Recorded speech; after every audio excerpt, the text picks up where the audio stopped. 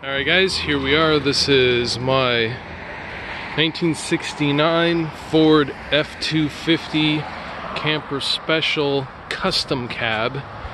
Not a combination I've ever seen in a truck before, and I've had a lot of these trucks, but I've never had a Camper Special Custom Cab F250 before.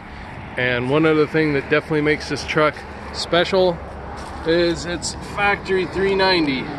If you're familiar with the Camper Specials, about 90% of them had a 360. This one has a 390 from the factory, verified by the VIN. Let's just go over it real quick. Here's your 390. I have not detailed the engine bay other than spraying it with a little bit of water to try and clean it up a little bit. New battery, alternators recent, as are the belts. You do have power brakes, you don't have power steering. I'll note that the top of the fenders are solid. Firewall is also solid.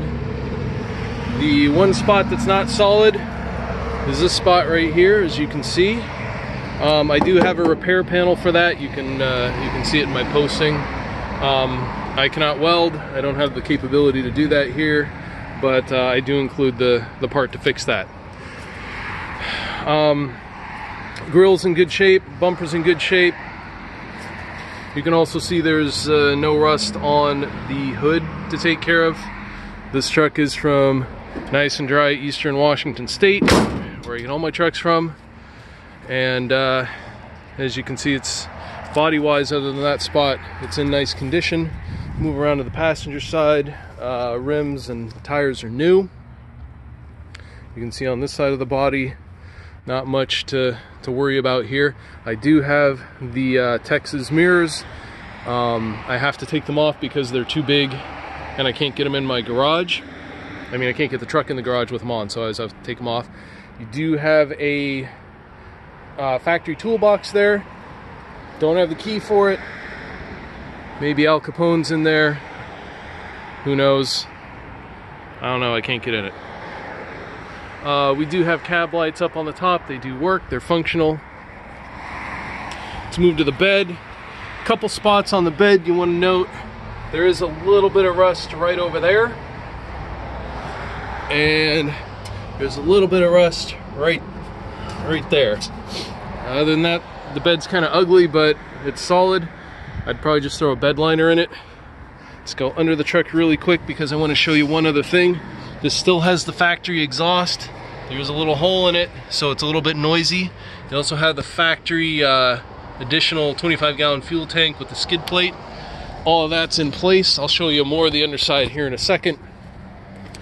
Moving around to the back, there's no rear bumper. The Camper Specials used a very heavy, very large bumper that actually went up into here, and you would slide that out to put a camper on the back. Most of the Camper Specials I have had don't have this anymore. It was a huge bumper and it was a big pain in the ass. This one does not have that.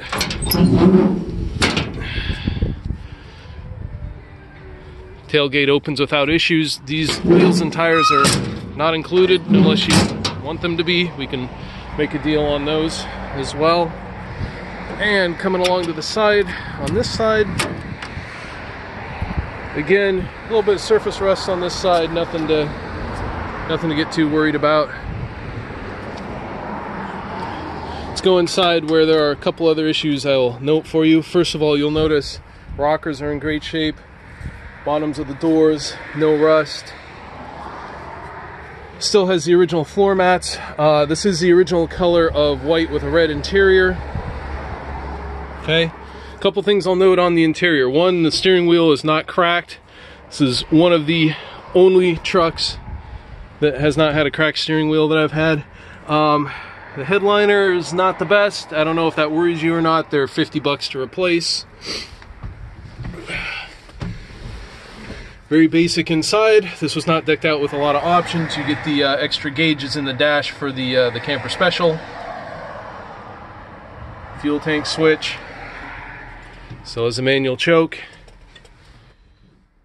4-speed trans, Heat works great. You got no other options. That's all there is to it. Now, some people say, well, you can fake a camper special. The one way to find out is if you have a factory pigtail in the glove box, and there you are. So, just in case you were worried about that. Now, you'll notice two other problems.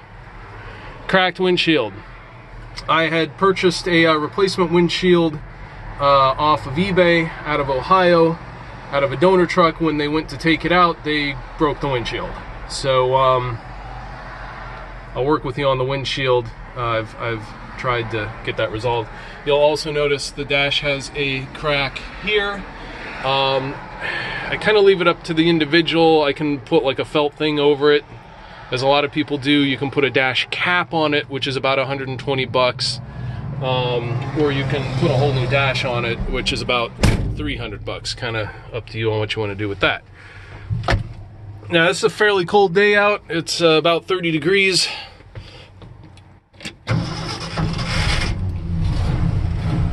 Truck starts up pretty well. You know, usually maybe takes a couple of times when it's really cold out, but outside of that, just run you outside real quick.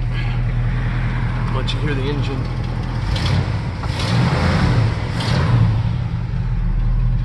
The odometer says 38. I mean, it's got to be 138, right? But keep in mind also, this is a 50-year-old truck at this point. So we're all not as young as we used to be, and it's kind of hard to conceive that these trucks are 50 years old, but they are. There's the engine running. Nothing amazing to report here. Nice and quiet, especially for a 390. Shifts through the gears real nice. You have the